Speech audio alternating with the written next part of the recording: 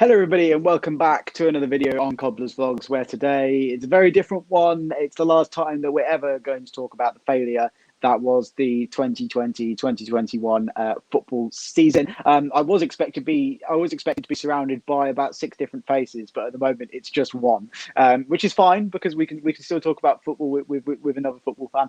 I could talk about football with myself, so that's not a problem. We were going to speak to a Wigan, Wimbledon, Rochdale, Swindon, and I think that's all of them, isn't it? Wigan, Wimbledon, Rochdale, Swindon, and Bristol Rovers fan. That's it. I always forget them. So we were going to speak to a fan from all of those clubs and kind of have them all over the screen. But unfortunately, all of them have pulled out, apart from one absolute legend, who is Katie Powell, who's sat with me now, and she's a Wigan fan. So we're going to be talking about how Wigan survived, what it was that kept them up when they kind of looked dead and buried at the start of the season. We're also going to be joined by Matt, who is a Bristol Rovers fan. He's going to talk about how Bristol Rovers got relegated. Obviously, they had quite high hopes for this season in terms of where they thought they were going to finish. And then Gab Sutton as well is going to join us. He's an EFL expert. He knows everything about the EFL. He'll know all about Swindon, Wimbledon, Rochdale, and the other guys that can't make it. So it's going to be a good episode. It's not quite what I wanted it to be. But that's not a problem. We've got Katie here. We'll have Gab and Matt coming in very, very soon. So, Katie, after all that, welcome along to Cobbler's Vlogs. Obviously, most of you will have seen Katie in our Cobblers to the Prem comment sections. Just how are you doing, first of all? How's the end of lockdown treating you? Great, thanks. I don't want to talk about what happened on Sunday, the result there against Swindon, but yeah, I'm doing good, thank you. Well, yeah, let's talk about that actually, because I was kind of like, bloody hell, we're going to 3-1 up, and then they've just come, Swindon have all of a sudden come back out of nowhere, 1-4-3. What happened? Well, we were sort of coasting at one point, and then I think it all changed when Curtis Tilt got sent off, which wasn't a sending off, in my opinion, but that just changed it, and we sort of just capitulated. I mean, even with 10 men, you shouldn't concede 3 goals in like 20 minutes. It's just... Yeah. It was just poor. You could tell we were like on the beach.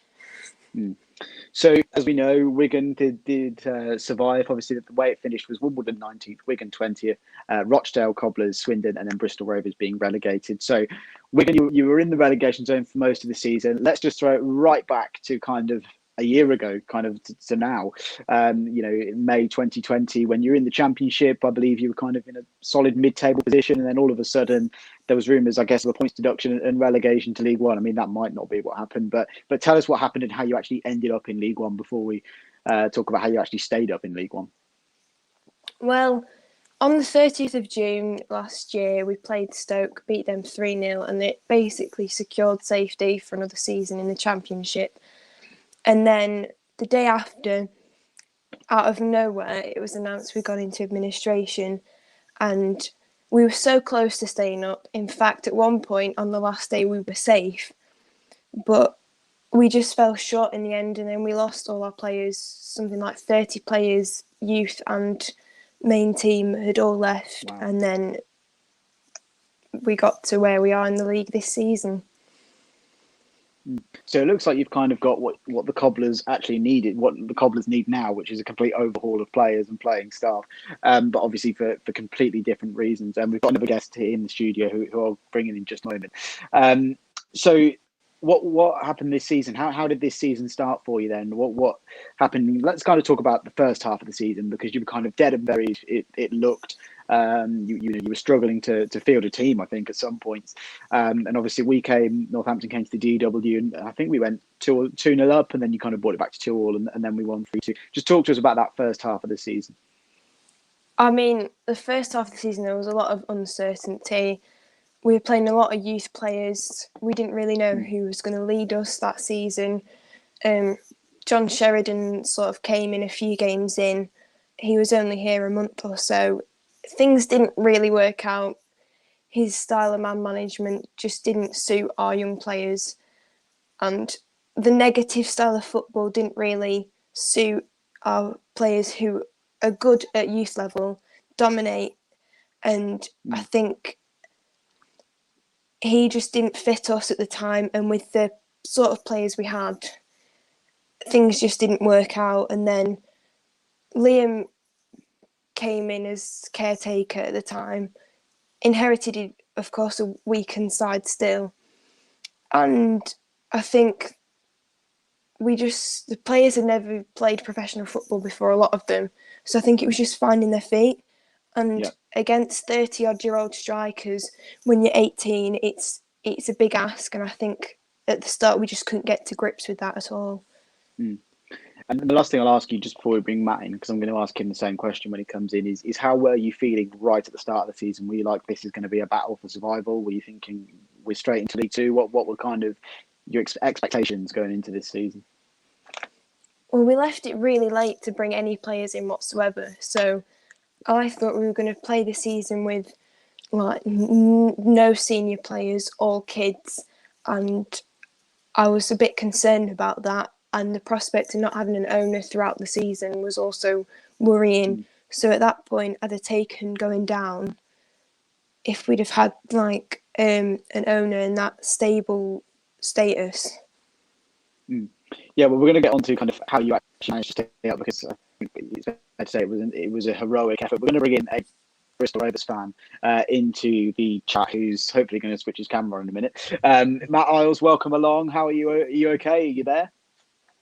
Yeah, I'm all right. Yeah, not too bad, Matt. Hi, Katie. Hi, everyone. Yeah, recovered from the relegation, that's for sure. I think I came to terms with it back in March, I think. But yeah, I'm doing all right under the circumstances. Good stuff. Well, I was just saying to Katie that we were the aim of this was to kind of get a fan of Wigan, Bristol Rovers, Rochdale, Wimbledon, and Swindon, kind of get everybody that was involved in that chat, in that fight, kind of in and have a chat about it. But unfortunately, most of them have all pulled out last minute. So Matt, you've obviously come in as our Bristol Rovers representative and kind of saved us at the last minute. So thank you very much for that. The first thing that I want to ask you, that we've just been talking to Katie about, is obviously we know the problems that Wigan had at the back end of last season, and she was saying that they came into this season with very few senior players, and you know, they were kind of accepting relegation at the start of the season. So Matt is a Bristol Rovers fan. What were you expecting at the start of the season? Because I remember I had a Bristol Rovers fan on a few weeks ago when we played them, who was saying, you know, we expected a lot better than this. You know, we were I think you were even challenging for the playoffs last season, weren't you, before your manager left you? So what were you feeling at the start of the season? I think obviously, you know, there was a lot of optimism. It was certainly blinded optimism. Obviously, there was a lot of sweeping changes at the club on and off the pitch. Obviously, we gave Ben Garner a chance to build his own team. You know, give him the opportunity to build a great Rovers side. We were promised a lot, and it didn't ever really take off. You know, we bought a lot of younger players. We went for a different sort of culture of the club. You know, we went from a side that's always, in my lifetime, been a hard-working side that's combined the technical ability of players to a side that's always, you know, done the classic. Like there's always going to be with players in football, and always the fans are going to love is, you know, players who, you know, are prepared to die for the shirt, you know, leave everything out on the pitch. And we lost a lot of those players in the summer. Your Tony Craigs, your Liam Sercombe's, you know, people like that. And we obviously replaced them with good technical players who are completely above them on the pedestal in that regard. But then in terms of the other side that Craig and Sercombe and people, as I've mentioned, were good at, they're just so down the bottom. And I think as the season got on, you almost had that sense of, you know, we are going to go down, because a lot of these players had not been in the relegation dogfight. So it had been a real shock to the core. And I think it was a real reality check for Rovers fans that, you know, we'd completely gone the other way. And in truth, it being a real disastrous campaign. And I've just gone to kind of the middle of the season. It seems like you weren't doing too badly.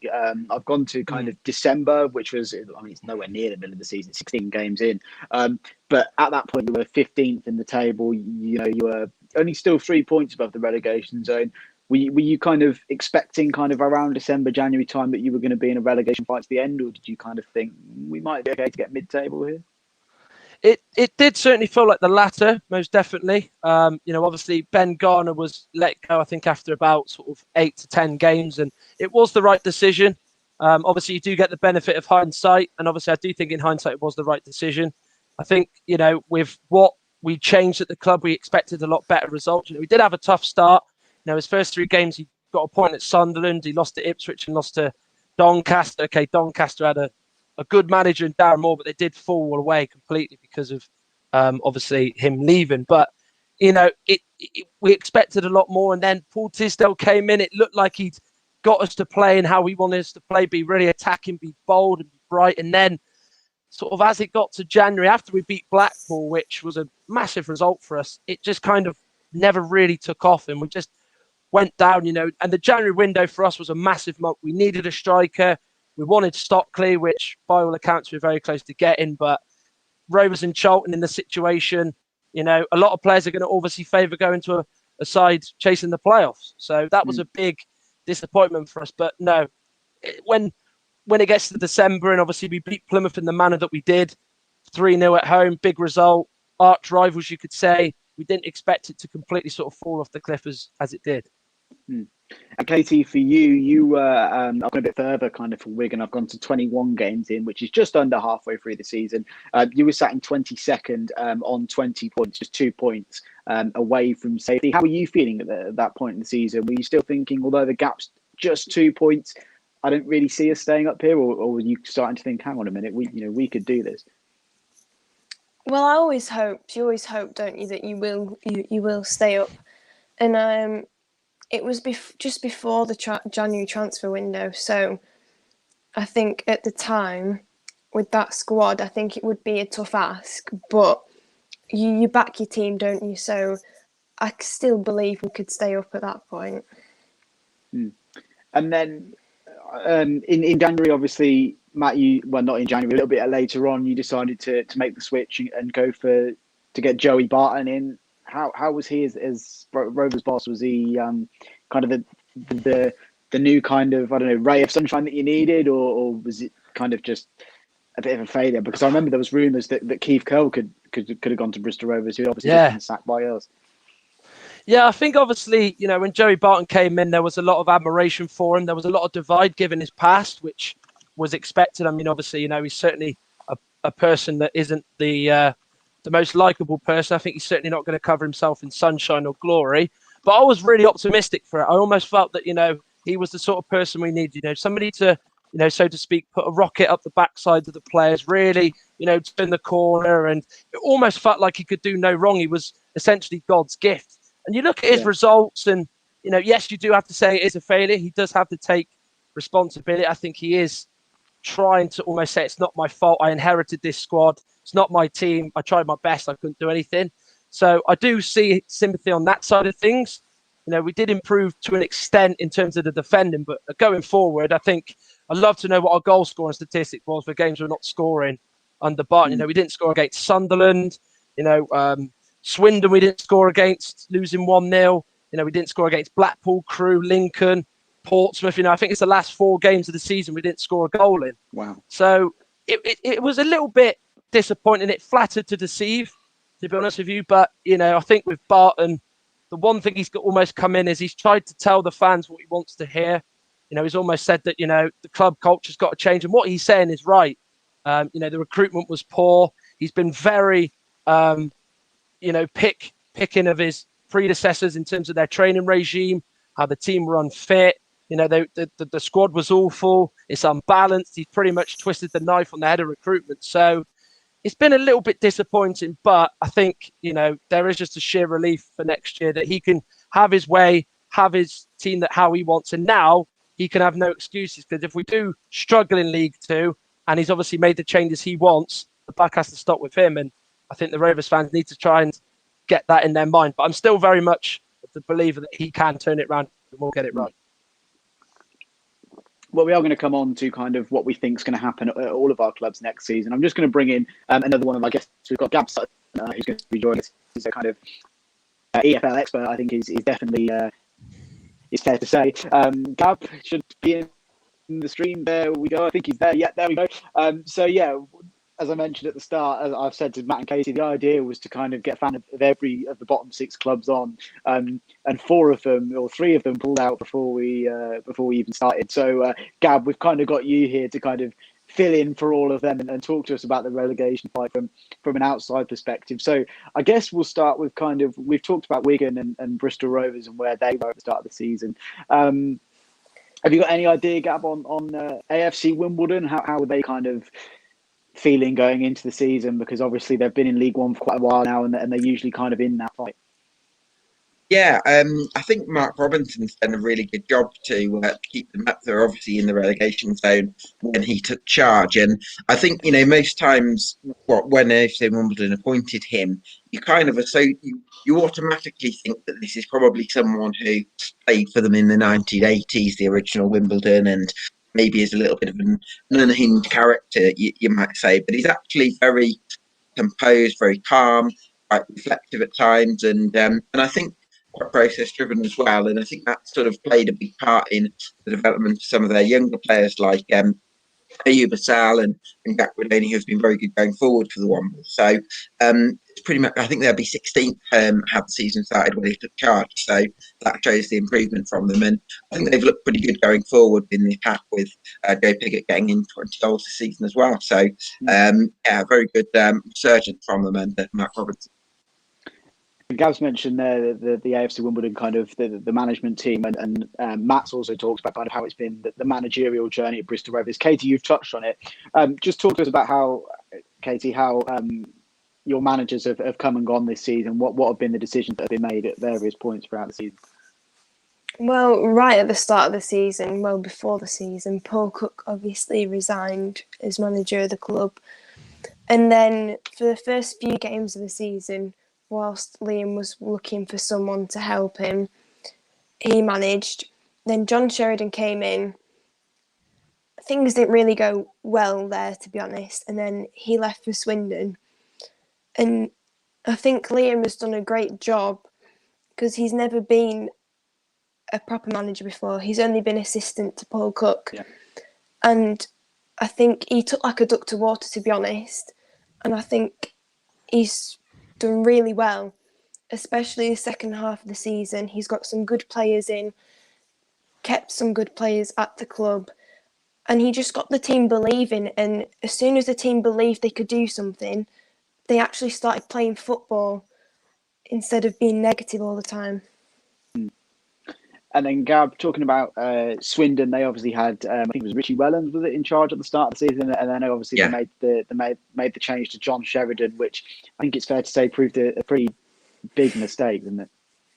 Absolutely, yeah. Well, I mean, it wasn't actually the club that made the change. Richie Wellens actually left by choice to Salford City, perhaps because he could see the ownership issues at Swindon, and I think that was a blow. But I think on the flip side to that, how they dealt with that probably wasn't the best, because on the one hand, you've gone from this. I mean, you'd have seen him at Northampton last season, that the way Swindon played, very attack-minded, very expansive. You go from that to someone who's basically a survival specialist in John Sheridan, who didn't even do that particularly well. I think that was a bit of a mistake, because the squads that John Sheridan has had in the past have generally been built to play quite defensive football, which isn't how the Swindon side was built to play. And I think that's really meant that they've neither been good to watch nor effective. And it's been a disaster all round for Swindon. And I'm just hoping that they're hoping for a takeover from a person called Clem Mafuri, who'd be leading a consortium who's looking to take over from Lee Power, who's coming under a lot of pressure from the Swindon Trust. So hopefully they get the change they need to bounce back in League Two next season. And then following on from that, Gab, the only other team that we haven't mentioned yet is Rochdale. And for me, they're the team that I seem to not really know anything about in terms of Wigan. We know the financial problems that they've had. Swindon, we know about their ownership and that kind of stuff. And Matt's told us about Bristol Rovers. And obviously, I know what's going on at the Cobblers. But Rochdale, whenever the two games that we played, seem to try and play this nice, attractive football and play, kind of the right way. And they just kind of went like that a little bit, kind of down the table throughout the season. I mean, they were never kind of up there for promotion, don't get me wrong, but they were kind of in solid 15th, 16th and kind of just went like that. So what was it that you think went wrong for Rochdale? Good question. I think there's lots of issues with again, the ownership situation, probably not as avert or as out there as the issues at Swindon, but there's certainly been lots of question marks about their CEO, David Bottomley. He's come under a lot of pressure, and I think a lot of Rochdale fans are hoping for a bit of change at boardroom level. They obviously lost Chris Dunphy a couple of years ago, who was a very influential person at that level. I still feel like Brian Barry Murphy's a good coach, and he certainly got good contact higher up the pyramid because of the way he develops players. You look at Luke Matheson, Reece Norrington-Davis, even Aaron Morley's interesting championship club. I think he develops individuals pretty well, but as a team, they sort of had a massive drop in form between November, December to sort of February, March sort of time.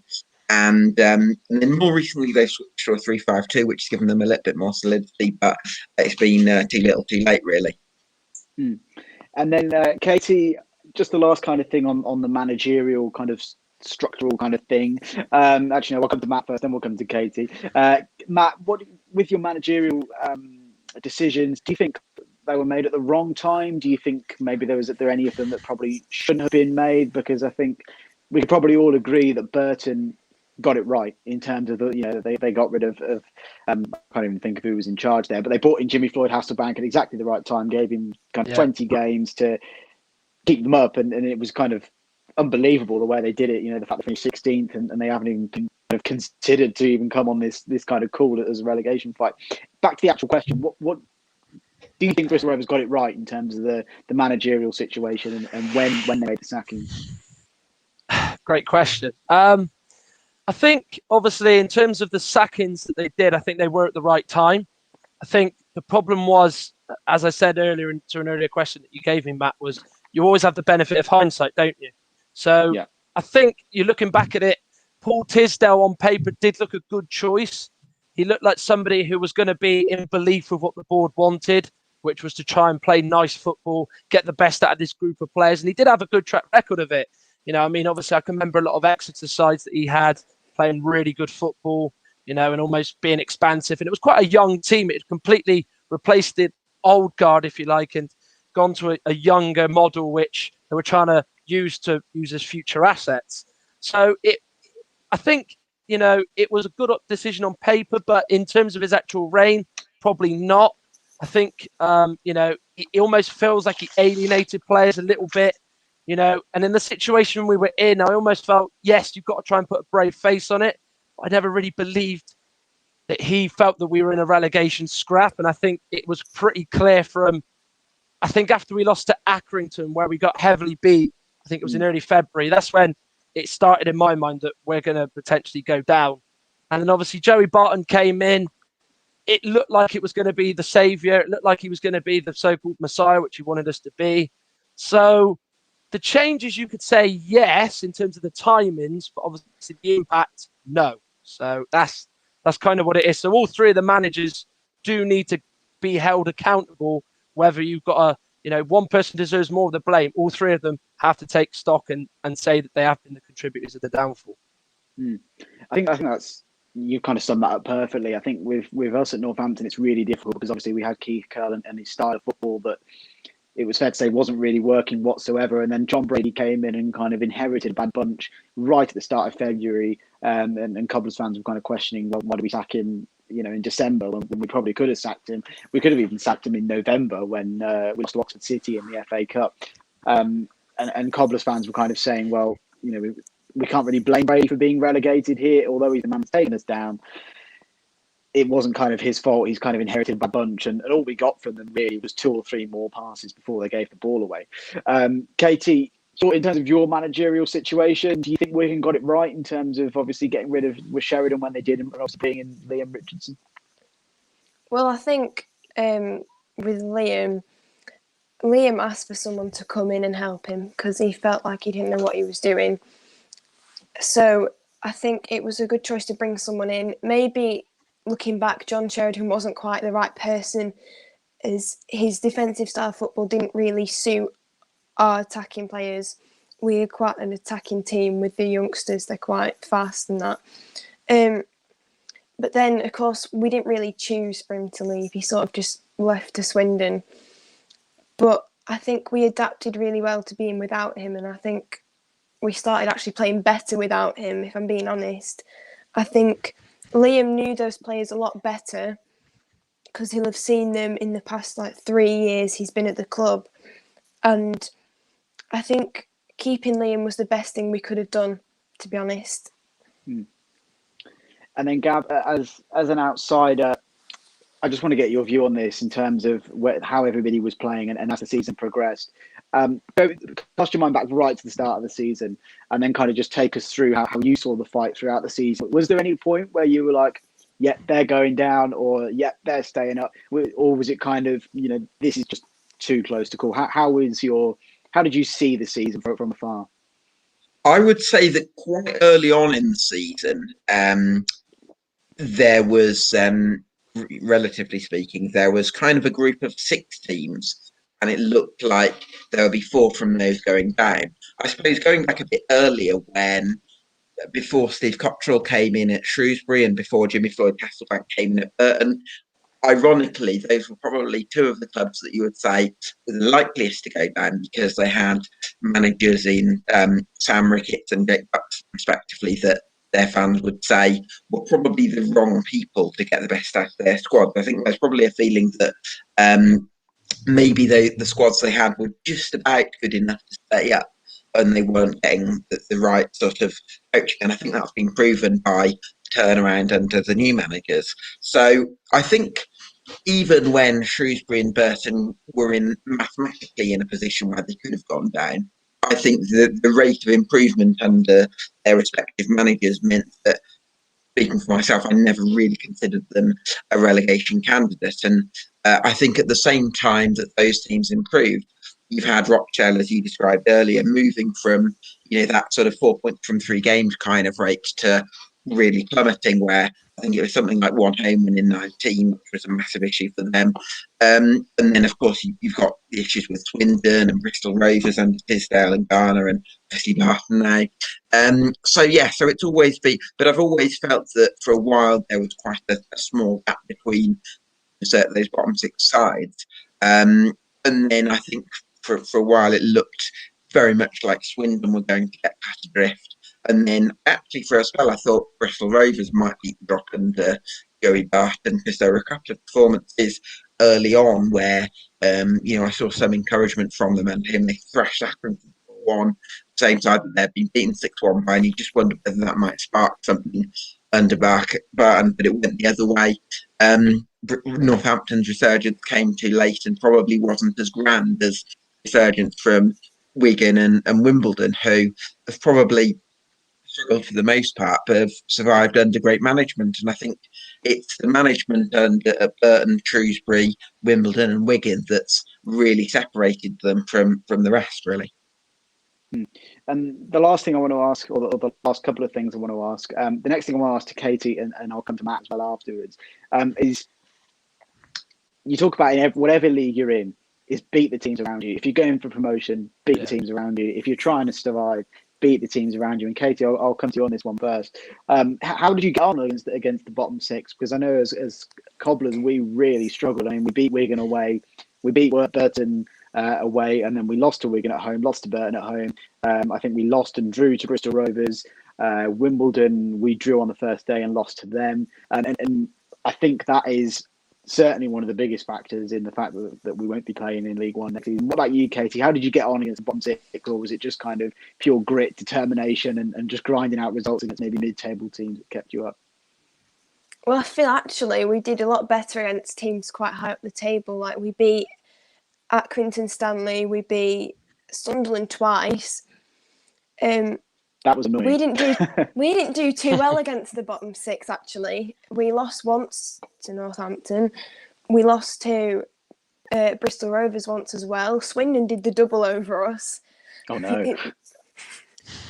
Things didn't go too good, but we always seem to pull it out the bag against teams that are higher up. We seem to think playing lower teams, we don't have to put as much effort in, and then we always come unstuck. That's really interesting, because obviously you mentioned that you did the double over Sunderland and things like that, whereas I think the Cobblers, we drew against the likes of Ipswich, we drew against the likes of Accrington, and maybe if we could have done what Wigan done and maybe turned those points, those single points maybe into wins, then possibly that could have maybe played part in us staying up. I mean, we only went down by, I think, 1 or 2 points in the end. Matt, let's come to you. How did you get on against the bottom 6? Obviously, against the Cobblers, you drew and beat us. How did you get on against everybody else? Well, that was pretty much what led to our downfall. I think it was obviously those games, as you rightly pointed out, Matt, are the ones that define your season, aren't they?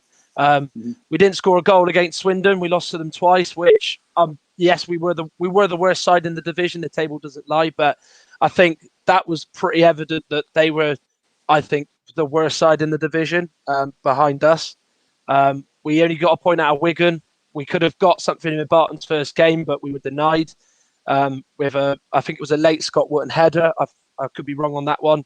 Obviously, took 4 points off Northampton, got 4 points off Wimbledon, got 1 point off Rochdale in a game that we lost 2-1 where we absolutely battered them pillar to post, but we just made 2 silly errors, silly mistakes, which has been a story of our season at key times. And it was just those games in particular, where the fans, even though you're at home, you still get excited to some degree. It's not the same, of course, because you're not there. You're still there, like rubbing your hands, anticipating, thinking, this is our chance, to really show that these players can come alive. We've stuck by them, and then it was just too many times those games we just didn't turn up, and and as I said, it led to our downfall because those players had not played in those games before. A lot of them, you look at your Zane Westbrooks. I'm not trying to dig him out in particular, but that those sort of players of that ilk where they've not played in those relegation scrap type of games, and you've obviously gone from playing in a championship winning team with Coventry in League One the year before to go into a Rovers side. When you arrived, you weren't going to be said you were going to struggle sort of 6-7 months down the line, but of course you've got to change your mindset. It's a different feel, isn't it, when you play those big pressure games? It adds just a little bit more. So yeah, that was pretty much the downfall of Rovers this season. Was we just didn't play well enough in those crucial games when it really mattered the most, and that is obviously what led to our relegation more than anything else, I think. And Gab, there's no kind of you can't. I don't think you can hide under excuses. When you get relegated, we didn't have enough money, or we didn't have any fans in the ground, for example. And that's what I want to come to. Do you think this relegation scrap could have been any different? Is there anyone that maybe could have stayed up or that would have went down had fans have been in the stadium? I mean, it's obviously not going to change anything. Do you think that could have been a factor? Question. Just looking through, I would say that it was always going to be very difficult for Rochdale and Northampton because Rochdale started the season with a wafer-thin squad, and Northampton lost so many of their best players, a good portion of the matchday squad that thrashed Exeter at Wembley weren't at Northampton at the start of the season. And I think that always seems to have been a bit of an issue for the Cobblers when they've got promoted. They have not been able to have any real stability, whether that's with managers or players. Tell me about it. I would say that I think with Bristol Rovers, there's and Matt will know better than me, but there's question marks over the culture at the club and the types of characters that were recruited. But I think, maybe we're saying that kind of retrospectively because I think when a lot of the signings were made and you signed Brandon Hanlon, who's rated so highly at Gillingham, and Matt Tamer, who's probably one of the best defenders in League One with Gillingham as well. And there were lots of good signings. Zane Westbrook, title winner with Coventry. You just felt like they would have a squad to kind of kick on, and whether there is an issue with the management of those players, whether Ben Garner, Paul Tisdale, and Joey Barton haven't got the best out of them, or whether it is an issue with the mentality of the group, I'm not quite sure. But on paper, at least, and there's a very big difference between what's on paper and what's in reality. I think they had players with the individual ability to stay up. Would you agree, Matt? Do you think if you'd have been able to pack out the memorial ground, like it could have been a different outcome for Rovers? I don't like to use that excuse, obviously, but I think what Gab is absolutely spot on. I think the culture of the club just completely changed overnight. We've gone from a culture of when we were fourth in the table when Coughlin left to go to Mansfield, what we're talking now, December 2019. Everything was just right about it. We were a tough, horrible side to play. They came up against sides like Rovers, and it wasn't going to be pleasant. It wasn't going to be nice. And then obviously Garner came in. He wanted his own standpoint, and the whole culture of the club just sort of changed. The losing mentality was creaking in, which you didn't want to happen, and it just changed the mindset of the players. The confidence drained, and overnight it was unfortunate to see they did turn into bad players because, as Gab rightly said, on paper, Max Hamer, who'd been arguably over the last 3 or 4 years been the most consistent centre-back in League One, but had gone unnoticed because he wasn't playing in a top 16 year in, year out. Brandon Hanlon was so highly rated at Gillingham. And obviously Zane Westbrook was the unsung hero of Coventry's promotion winning team. And obviously, we had players still in there like Antti Jakolu, for me, is probably the best keeper in League One. Not anymore, because obviously we've been relegated. But yeah, I think it was the whole culture change and individual quality. As Gab said, he's absolutely spot on. You'd hope it would have just changed. It would have gone in Rovers' favour, but that really wasn't there to see from moment one right to the very end. And then we'll come to you then, Katie, and we'll come around to Matt as well in terms of, obviously for Katie, it's not the same question as it will be for Matt in terms of what is the factor that if you had to put it down to just one thing, what would it be that sent you down? Katie, it's the opposite for you. If you had to put it down to one thing, what kept Wigan in League One? April just kept us up. Anything in particular? It Anything in particular? Was it the togetherness in the squad? Was it the manager? Was it the takeover happening? What do you think it was that kind of sparked that unbelievable run of form in April? I don't know what it is really, but we always seem to, no matter what league we're in, when it comes to the second half of the season or the end of the season, we just seem to flick a switch. And I think the takeover really helped the feel-good factor. And I think it gave the players something to fight for. They were fighting for contracts for next season. And Liam Richardson obviously got the managerial position permanently. And if you look at the form table, we only lost once in 6 games. 13 out of 18 is really good. It's like 2 points a game. And I think ultimately that's just what kept us up in the end. And then Matt, yourself, what went wrong for Bristol Rovers in terms of, if you had to put it down to something, what was it that sent you down?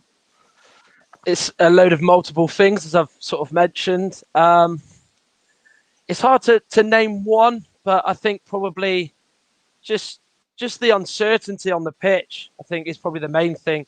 You can't have 4 managers in a season and expect to stay up. Obviously, Swindon have had 3. They've finished 23rd.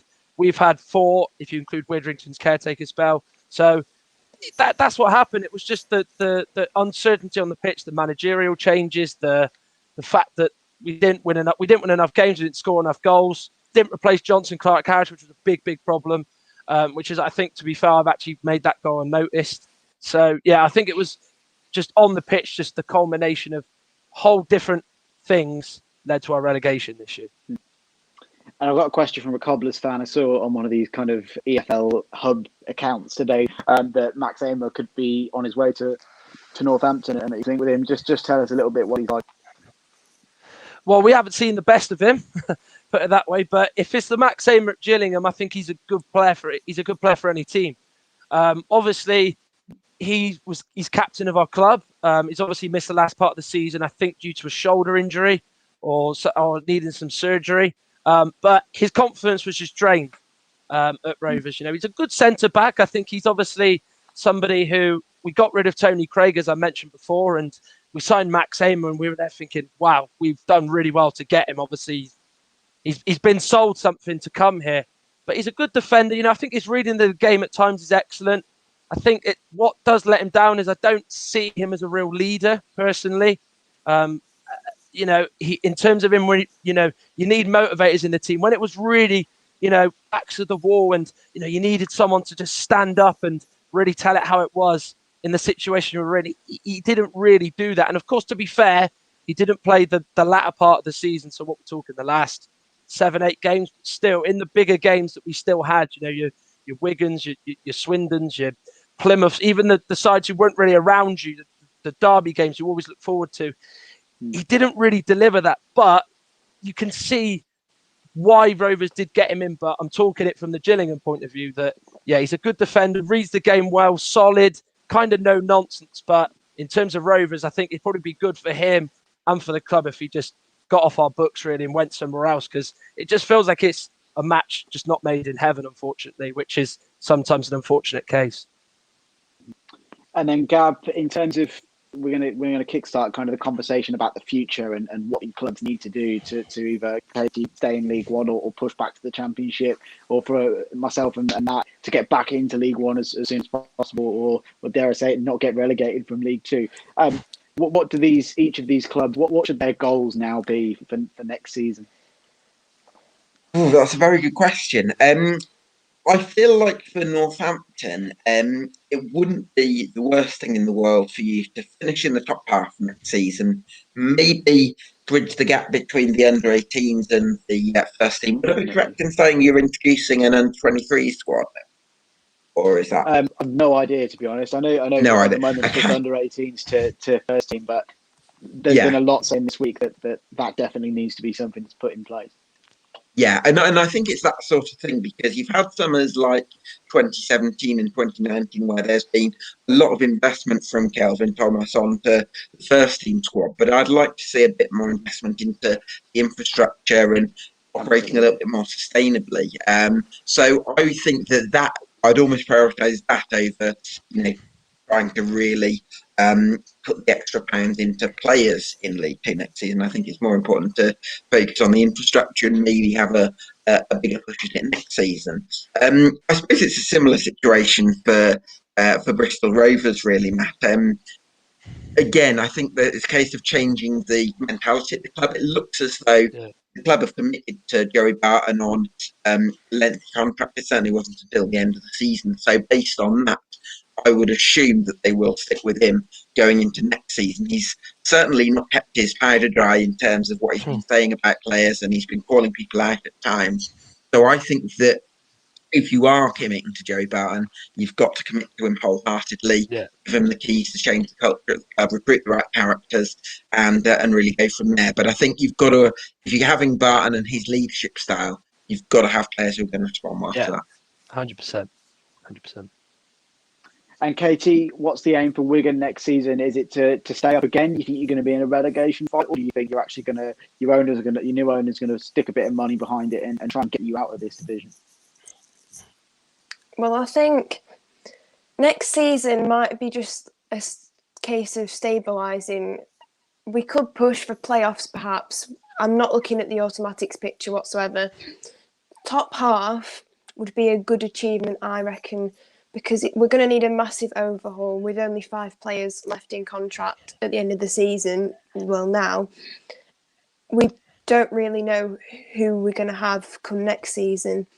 And I think we just need to bring a bit of stability because there's been a lot of ingoings and outgoings and academy players having to step up. And I think it's just, we need to just slow down, calm everything down and just, look for the long-term future rather than an instant return to the Championship. And then Matt, obviously, we're going to be colleagues in League Two next season. Looking forward to that. Yeah, looking forward to trips to Barrow and Harrogate and Torquay if they come. It's going to be great. Don't worry. What do Bristol Rovers need to do to get back into League One, or do you think it's now about, like I've said, maybe changing that mentality and just getting a bit of sustainability? Well, first thing, Gab, absolutely spot on again. It is change the mentality. He made a very good point about Barton, and I think he will do this. He'll be very, very clear on it that he will bring players in to suit how he wants. You look at the Fleetwood team he had; they were a very good possession, very good football inside, but they had good characters in there. Good leaders in the dressing room. Your Paul Cootses, your Peter Clarks, your sort of Ched Evans, people like that. They were good pros that had a lot of experience in the EFL, and I think that's what Rovers, to an extent, are missing. Not the experience in the EFL, because some of the players we brought in have played, vast amount of games. But it's just the different side to it, the real horrible, gritty side, the mental side that really does make a player stand out more than others. And I think, in particular, and I don't mean any disrespect, but if you're going to grounds where a lot of the pitches in League Two, more than League One as much as anything else, will have horrible surfaces. It will be really cold. It will be horrible. And a lot of that squad, I just feel you don't want that to happen. And you want players to come in and they will say, look, lads, this isn't good enough. You're playing for a club that is very well supported, probably more so than others in League Two. And I don't mean to try and boast or anything, but, they come in and they just try and change the whole dynamic. And they say, look, I'm buying players to come in, And, and I want to help the current crop of players to change their mentality, try and be not just a team on a downward spiral, but on an upward one. And I think, obviously, while Will back Joey Barton is his man, he got him in. By all accounts, I think he said, look, it's my appointment. He's my man. I will back him to the hill. So he needs to give him what he wants. He needs to do it his own way, which I think he will. And I just think we need to buy players that epitomise what the club has been good at in my lifetime, which is you combine the technical ability. So, the League Two side we had when we came up with Northampton, we had Matty Taylor, we had Billy Bowden, Ellis Harrison, but we had good honest pros, Sinclair, James Clark, Mark McChrystal, Tom Parks, people like that. You combine those two and it will work. And I do feel that with Joey, what he says, there's an aura about him. If he can pull it off, it could be something really special for us next year.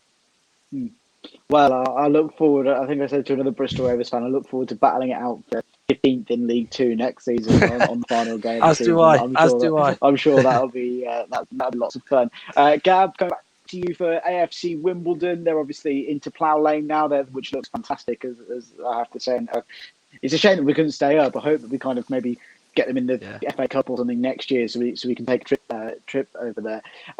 What's next for them? Because it seems that they've always kind of been in this relegation fight ever since they got promoted from League Two. How do they kick on and consolidate? Surely a mid-table finish, which would be their next aim for them.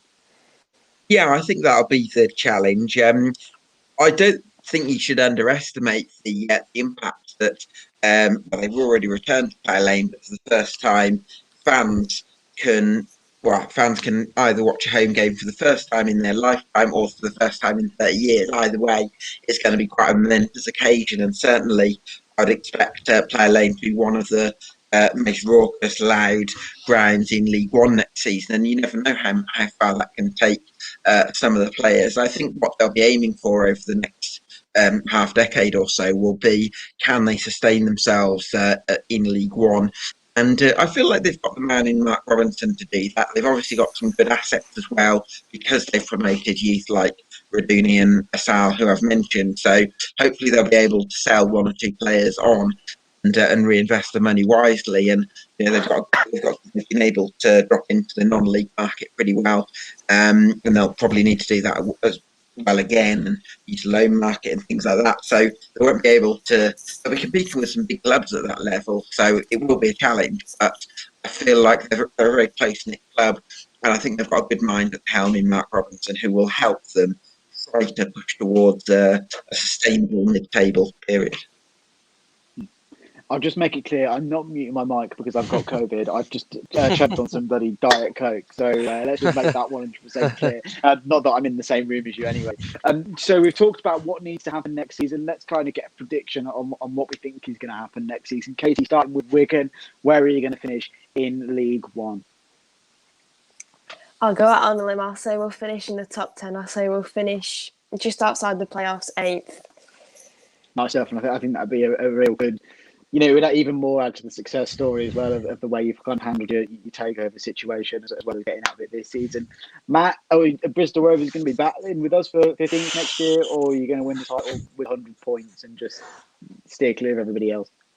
I don't like to deflect away from it, but it's too early to say for Bristol Rovers because there's going to be a lot of wholesale changes. Backroom staff on the pitch. We got quite a few players out of contract. A lot of them won't be staying. So there's going to be a lot of wholesale changes. So it's very early to say. Maybe 2 or 3 months' time, ask me that question, Matt. But I want us to be competing for promotion like every Rovers fan. But I also have this part of me that thinks it could go the other way. I see what happened to Southend, and I don't believe it'll happen to us again. But football has brought strange things, everyone knows. But it does have that feeling that it could just feel like real, we go down, but we go even further down again. And there is that real worry, but it's too early for me to say with Rovers because, as I said, there's going to be a lot of changes. I think us in Northampton are in the same position. I mean, the retainers came back today. I think it's 10 players that we've got under contract now, and it seems to be a fairly sensible retain list. And Will Ulrich, who helps do the channel, has put a video on what he thinks of that. So go and have a look at that if you're watching after this. Gab, let's get your thoughts on it in terms of the teams that are going to be coming up into League One next season. At the moment, we know that it's Cambridge and Cheltenham, and you're going to tell me Bolton. who the third one is when Bolton. There we go. So how do you think they're going to do next season, and who do you think's going to win the League Two playoffs as well? Well, I think it's probably too early to make a prediction for newcomers to League One. I think probably due to their size, I think it would be fair to assume that Bolton will have aspirations of hitting the ground running at this level, whereas I think with Cheltenham and Cambridge, if you offered them 20th place now, I think they'd take it. Absolutely. What I would say is that I would probably have a little bit more confidence in Michael Duff than I would Mark Bonner. And that's not disrespect, because he's had an incredibly good debut season as a manager. But it is one season. They have run a little bit hot in terms of the shot data. And I would just say I've got a bit more faith in Duff because he's got a wider body of work. He be kept Cheltenham up in his first half-ish season in charge, then led them into promotion on a low budget the following year, and now he's taken them up. So that's 30 months of good solid work, whereas Mark Bonner has had a good season. Now that's a great season. Now that's not to take anything away from it, but I just think Duff has shown what he can do over a long period. So I would say Bolton will probably be looking towards the top half. I think Cheltenham will stay up, and I think with Cambridge they would take 20th now if you offered them. Yeah. I don't think I can disagree with that. I mean, Cheltenham, I'm still laughing at them after the playoffs last year because that was really good fun coming back against them in the second leg. So if they go down or whatever, I don't really care. And I just want to inform you of this because I've got a very important piece of paper in front of me, which is going to be coming out as video on the channel in a couple of days' time. I predicted the League One table, as most YouTubers do, who I thought was going to finish first, second, third, right the way through to 24th. And I'll kind of highlight where I thought everybody in the bottom six was going to finish. In terms of Bristol Rovers, I got you highest, Matt. I predicted you to finish in third. I predicted to finish in 13th. What's your reaction to that? To be honest, I think quite a few people had that same reaction. I mean, I think if I remember rightly, when I did the pre-season predictions on your channel, Matt, I think I actually had us to be in and around that sort of area, and it was based on the signings, which I think we were right to be optimistic about, but obviously it just completely went the other way. So, yeah, it's not a great surprise, to be perfectly honest with you, that you had us in and around that position. And Katie, I think yours was kind of, I didn't quite understand the situation that was going on at Wigan at the time and probably didn't look into it enough because I predicted you in 16th. What do you think of that? Well, I think we probably could have achieved that if the first half of the season had gone a little bit better. And I think at the time we did have a few good players. We had Carl Naismith and Joe Garner. I think Nathan Byrne was still here as well. So if you're anticipating that they all stay for the whole season, things could have been a lot different. But I don't think it was a bad prediction. A lot of people had us a lot higher, and I think they didn't really understand what was really going on at the club at the time. And then for the rest of the rest of them, I did get two right. Two of the sides that I put in the bottom four did get relegated. I put Swindon in 19th, and then obviously, like Gab said, with Cheltenham and Cambridge, if you offer them 20th, they'd snap their hand off. That was how I was feeling at the start of the season. So I put the Cobblers in 20th. I then put, this is a bad one. I put Accrington Stanley in 22nd, and they finished 11th. That's a really poor one. And then in 23rd, I put Shrewsbury, who eventually finished kind of somewhere 17th. There we go. And then I also put Rochdale to finish bottom. So it's not too bad predictions, but there were some real shockers. Lincoln was another one. I predicted them to come 15th, and they finished in the playoffs. So anyway, I'm not going to spoil the video because it'll be coming out in the coming days. Gab, in terms of, you probably published some stuff online in terms of your prediction at the start of the season. Did anything kind of different happen this season to what you expected? Oh, that's a good question, Matt. It's I suppose in terms of Hull City winning the title, that's not something I saw coming. I actually, because there was a lot of negativity around Hull, based on their horrible form. I think it was one win after New Year's Day, second half of last season. So a lot of negativity there. A lot of people wanting Grant McCann out. So I actually had them 13th, and they've won the league. So it shows what I know. But I did have. Oh right, okay, yeah, that's a bit closer. And then I had Peterborough in the top two. So again, I'm very much right on some of them, but then way off on others, and that's prediction for you. Well, it's going to pain me when I record the video, but Peterborough, they're the only team I got right. I put them in second, and they finished second, and they're our arch rivals. So I know more about our rivals than I do about my own club, which is just. It's embarrassing. I think that's all we can say. I think that's pretty much we've covered pretty much as much as we can. So I think we're going to leave it there. It's a shame that we couldn't get some other kind of perspectives from Wimbledon, Rochdale, and Swindon fans, but they're all busy. Everybody's kind of getting back to normal life. But I have to admit, it was much easier to find guests when we were all locked down and nobody could go anywhere. But that's just how it goes. And thank you very much to the three of you for giving up just under an hour of your evenings to come and join us. Thanks, Katie. Thanks to Matt, and thanks very much to Gab. They're all on Twitter. They're all kind of on social media. So I'll drop all the links in the description below once the video goes up. Thank you to everybody who's joined us live. The numbers have kind of stayed fairly consistent, so thank you very much if you've joined us. Please make sure to hit a like button. That sets off kind of the YouTube algorithm and gets as many people as we can watching it. If you could subscribe to the channel if you're not familiar with my face, please do. We've been growing very well this season as well, which is kind of another reason that I'm a bit annoyed that we're going down to League Two, because my views in League Two were kind of just like this, and then we went up to League One and they kind of went like that. So that's a shame. That's the main reason, is it, Matt? That's it, yeah. That's it. But I love doing this, so I'm not going to be too bothered about how many people tune in next season. And so thanks very much. Thanks very much to the three of you. Matt, we'll see you again in League Two next season. Katie, I'm sure we'll get you back on the channel at some point, and Gab will definitely get your expertise as well ahead of the season and throughout next season. So thank you very much to the three of you. Thank you to everybody who's watched along as well. If you're watching this back in the video, thank you very much to you too. Like I've said, please hit the like button, please hit subscribe, all of that good stuff. I'm going to shut up now, and until next time, we'll see you all later. Bye.